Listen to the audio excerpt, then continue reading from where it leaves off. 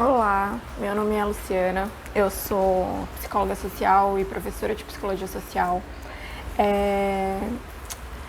Esse canal ele vai surgir um pouco por conta de uma angústia minha e uma necessidade que eu estava sentindo de que assuntos que eram discutidos na sala de aula pudessem ser discutidos em outros espaços. Então, o canal ele surge um pouco por conta disso. Então, a ideia é que a gente tem aqui assuntos do nosso cotidiano que tem relação direta com a questão da psicologia social.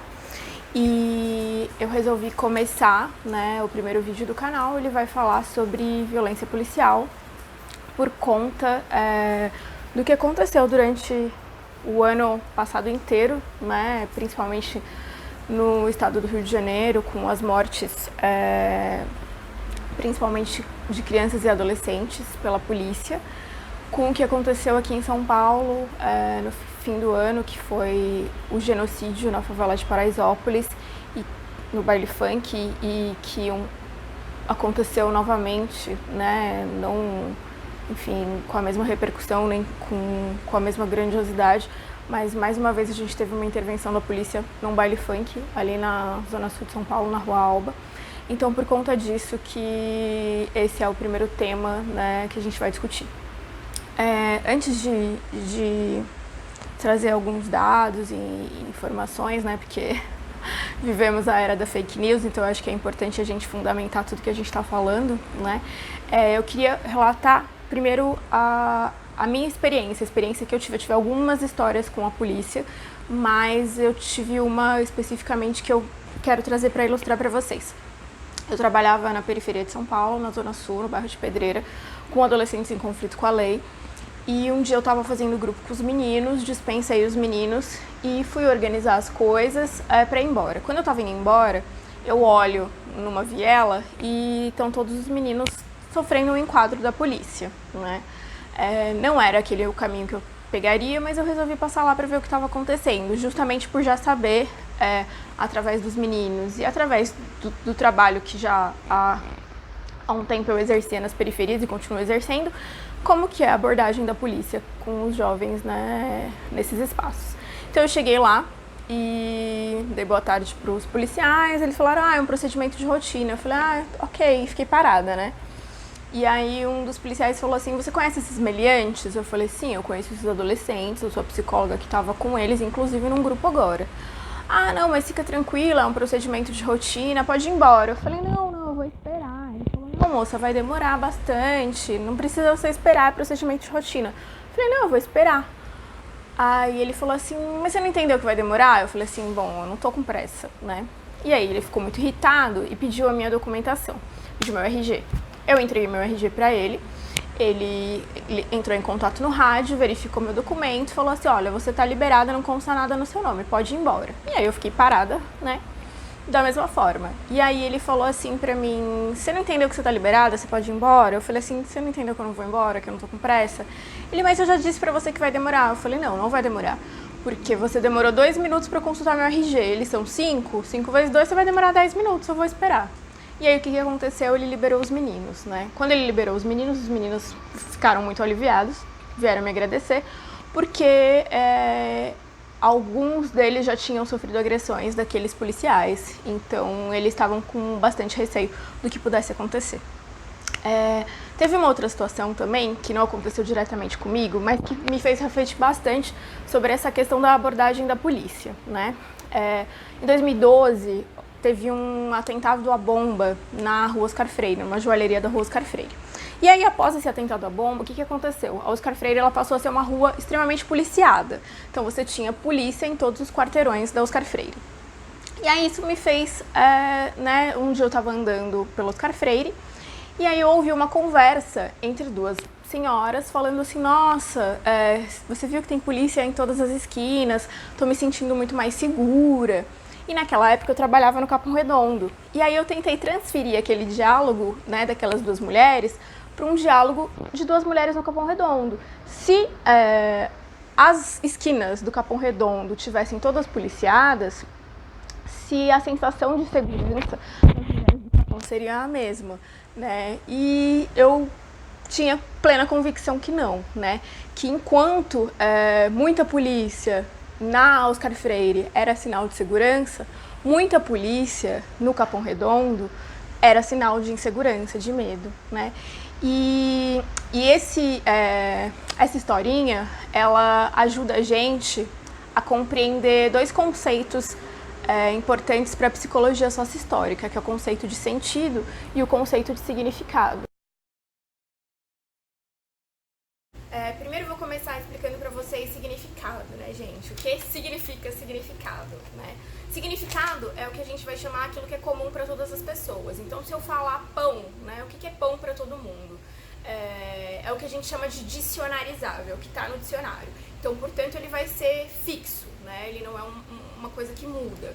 Se eu procurar no dicionário o significado de polícia, polícia ela é uma corporação, né, que tem aí o objetivo de se fazer cumprir alguns conjuntos de lei e também de assegurar a ordem, né, e a segurança física e patrimonial de uma sociedade, né? Esse é o significado de polícia. E o sentido de polícia, né? O sentido, ele está relacionado a uma experiência particular, a uma vivência de cada pessoa tem com aquele significado. Então, se a gente for pensar, por exemplo, nas duas histórias que eu contei, qual é o sentido de polícia para aquelas mulheres da rua Oscar Freire? O sentido de polícia para as mulheres da Oscar Freire é sentido de segurança, de tranquilidade, né? Essa é a vivência que elas têm, a vivência particular, né, que elas têm com relação à polícia. E aí, qual é o sentido de polícia para as mulheres ou a população do Capão Redondo, né? É o sentido de insegurança, é o sentido de medo. Essa é a vivência delas. Só que assim, o que é curioso, né? Porque a gente está falando de uma mesma corporação. Então eu acho que esse vídeo vai propor um pouco que a gente também reflita por que uma mesma corporação ela vai se apresentar de maneiras tão distintas, né? Em segmentos diferentes da sociedade.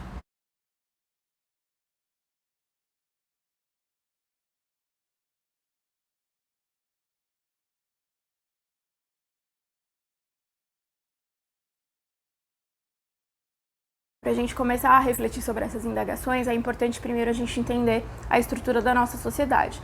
A nossa sociedade ela é dividida em burguesia e proletariado, sendo a burguesia a classe dominante e o proletariado a classe dominada. No meio disso tudo a gente tem aí o Estado, né? O que a gente precisa entender?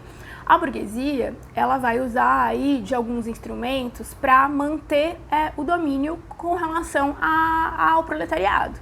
E dentro desses instrumentos a gente vai ter os aparatos de repressão e de coação pública, que estão dentro da estrutura do Estado, né? O que a gente precisa entender? O Estado, ele acaba sendo um dos instrumentos mais eficazes nessa questão do controle de classe. E a burguesia, ela vai utilizar o Estado como uma forma de enriquecer cada vez mais. O que, se a gente for pensar, é uma contradição, né? Porque se a gente for pensar, o Estado ele deveria ser para todos, né? Só que o Estado ele está aí servindo para harmonizar os interesses da burguesia. Então a gente vai dizer que essa própria ideia de Estado, ela é o que a gente vai chamar de ideologia. Eu vou falar um pouquinho brevemente sobre esse conceito, porque ele vai perpassar aí outras discussões que a gente vai ter. Mas o que é ideologia? Ideologia é uma máscara da realidade, né? Ideologia é um instrumento de dominação utilizado para manter aí minimamente o indivíduo sem consciência da realidade dele, né? Da situação real da vida dele. Então, por exemplo, por que eu estou falando para vocês que o Estado, a própria ideia de Estado é uma ideologia? Porque a ideia é, né, que o Estado é para todos. Mas na realidade, o Estado ele é para todos ou ele está ali só para favorecer os interesses da classe burguesa, né? Ele está ali para favorecer os interesses da classe burguesa, né? Ele está ali para agir a favor cada vez mais do enriquecimento da burguesia. Então, assim, por que é importante a gente entender essa relação toda, né? Porque eu falei para vocês que a burguesia vai usar aí de instrumentos, né, para se manter ali no domínio e que essa própria ideia aí de aparatos de repressão e de coação pública são um desses instrumentos, que são instrumentos da estrutura do Estado. Quem faz essa repressão e essa coação pública é a polícia, né? Então a polícia, ela vai surgir aí com esse intuito. Em uma entrevista realizada num documentário chamado Notícias de uma Guerra Particular, Hélio Luz era o chefe de polícia na época, ele foi entrevistado e aí ele vai discorrer um pouco sobre essa questão da polícia, né? Ele vai dizer que a polícia ela é violenta e corrupta, que ela surge aí, né, para fazer segurança do Estado e da elite especificamente. E aí o que acontece, né? Ela vai utilizar uma política de repressão. Qual o intuito dessa política de repressão, né? Essa política de repressão é o que vai manter a favela, o que vai manter as comunidades, o que vai manter as periferias controladas, né? Por quê, gente? A ideia é que a polícia ela haja, né, dentro desses espaços, mantendo esses indivíduos conformados, né? Então a ideia é que não basta você ser excluído, você ser vulnerável, você ainda tem que ser calmo, você tem que ser controlado. E ele vai dizer que justamente, né, quando esse indivíduo, né, esse excluído, esse vulnerável, né, ele passa a ser incontrolável, né, ele não tolera mais certas coisas, a polícia ela vai e atua, né? Se a gente for pensar nessa lógica, isso faz muito sentido, por exemplo, para a gente pensar a ideia das manifestações, né? Existem aí manifestações nas quais a polícia ela vai agir de forma extremamente violenta, né? Então, o que é importante a gente entender? É isso, né? Que a polícia, ela tá aí, uma polícia que deveria, enfim, fazer a segurança de toda uma sociedade, ela tá voltada para interesses da burguesia, né? Ela tá ali junto ao Estado para fortalecer o domínio da burguesia.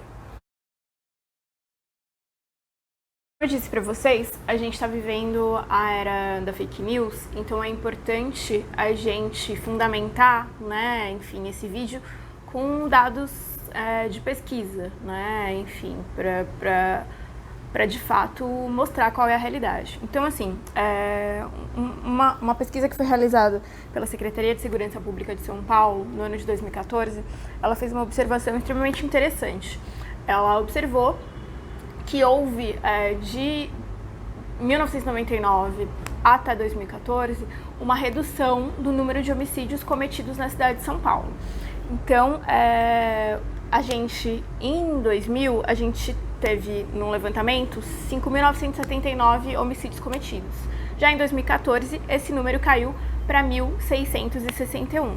Né? Se a gente for pensar, nossa, que ótima notícia, que coisa maravilhosa, o número de homicídios está diminuindo. Só que a gente tem um contraponto com relação a isso, né? Na mesma medida que os números de homicídio eles estão diminuindo, né, os números de homicídios cometidos por policiais eles têm aumentado.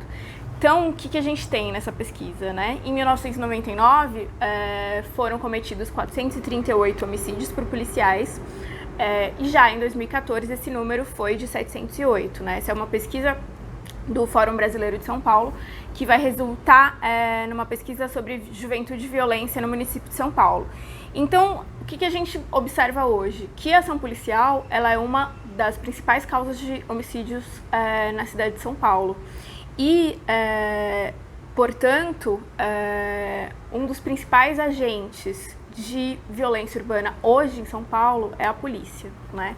Só que não é só isso, né? Quando a gente traz essa informação, a gente não pode esquecer que existe aí uma coisa que é um recorte de raça, né? Então, nessa pesquisa realizada em São Paulo, o que se observou?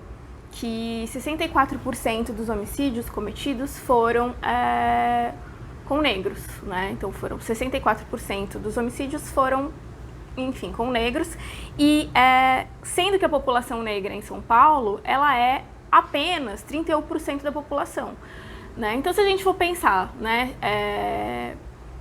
Se, sei lá, esse número de 64%, ele continuaria sendo absurdo, né, pensando na realidade do Brasil, mas se a gente for pensar na realidade do Brasil, a gente tem aí a maioria da população de negros e pardos. No caso de São Paulo, não. A gente tem apenas 31%. E, mesmo assim, chegou a esse número de 64% de negros, enfim, assassinados pela polícia. Uma outra coisa importante que a gente precisa apontar sobre isso é que 85% das vítimas elas vão ter até 29 anos, né? E a maior parte dessas vítimas elas vão estar aí na idade entre 15 e 17 anos, ou seja, elas vão estar na adolescência, né? Uma pesquisa que foi realizada, né, no Mapa da Violência, ele verificou justamente, ele fez aí uma comparação com todos os conflitos em guerra do mundo inteiro, somou todos os conflitos em guerra, a quantidade de jovens que morrem nesses conflitos, e somando todos os conflitos em guerra do mundo, mata-se mais jovens no Brasil do que em todos esses conflitos. Então, o que a gente, na realidade, hoje se fala um pouquinho mais sobre isso, mas quem trabalha na área já vem acompanhando isso há alguns bons anos, né? Que é o genocídio da juventude negra e parda, né?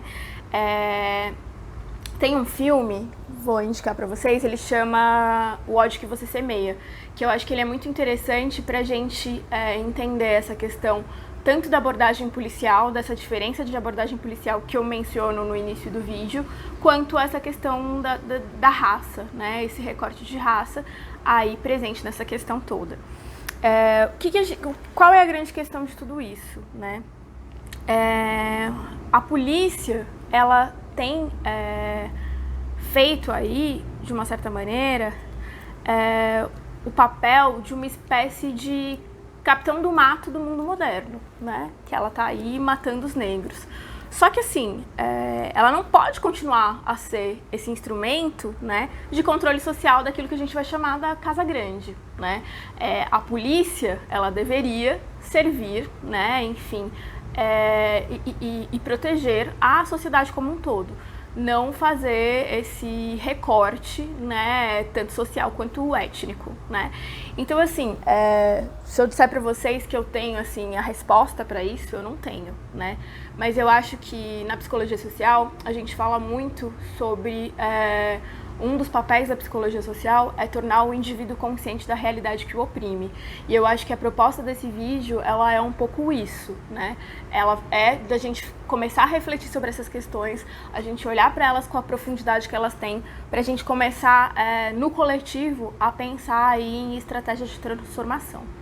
Bom, eu queria agradecer, né? Pedir desculpas.